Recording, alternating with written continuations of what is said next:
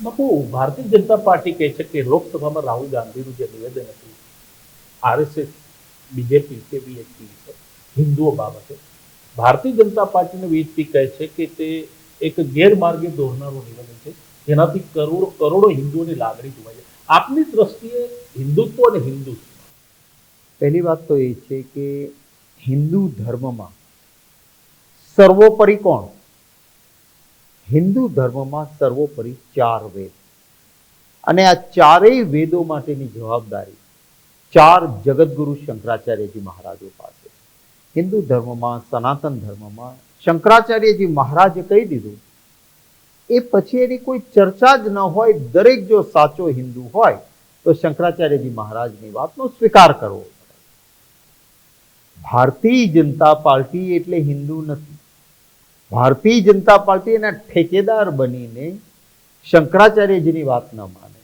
રામ મંદિરનું મુહૂર્ત નહોતું. શંકરાચાર્યજી મહારાજોમાંથી કોઈ પણ 4માંથી એકે ત્યાં ના ગયા. એમણે કહ્યું કે મુહૂર્ત પણ નથી આ મહિનાઓમાં. અધૂરા મંદિરમાં પ્રાણ પ્રતિષ્ઠા ન થાય. વાસ્તુ અધૂરા ઘરમાં લેવાય, પણ મંદિરમાં તો એ ભગવાનનું શરીર છે, એમાં પ્રાણ પ્રતિષ્ઠા હોય છે. અધૂરા મંદિરમાં પ્રાણ પ્રતિષ્ઠા ન કરાય, ખોટખા પણ ગણાય.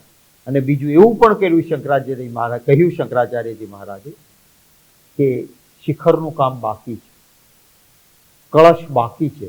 જો તમે રામલલ્લાની પ્રાણ પ્રતિષ્ઠા કરો તો ભગવાનની મૂર્તિ ત્યાં હોય, ઉપર મજદૂર કામ કરવા જાય તો એના ચરણ એટલે કે પગ ભગવાનના મસ્તક ઉપર આવે. આ પાપ કહેવાય, ના કરો. ક્યારેય ન માને.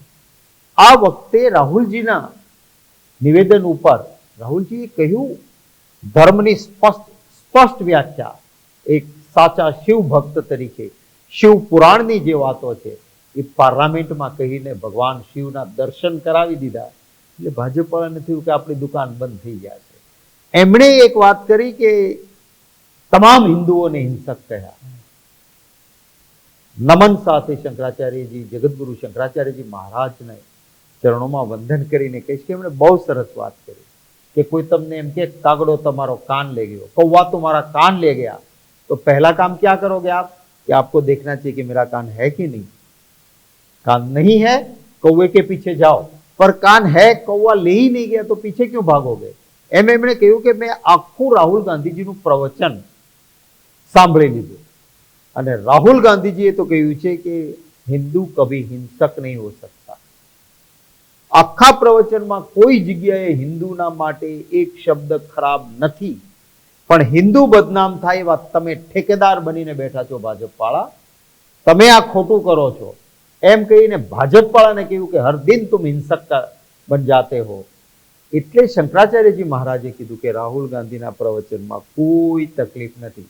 તમને જોઈએ તો એની વિડીયો હું આપીશ તમારી ચેનલ પર, તમારી યુટ્યુબ પર તમે મૂકજો કે શંકરાચાર્યજી, જગતગુરુ શંકરાચાર્યજી મહારાજ શું કહે છે.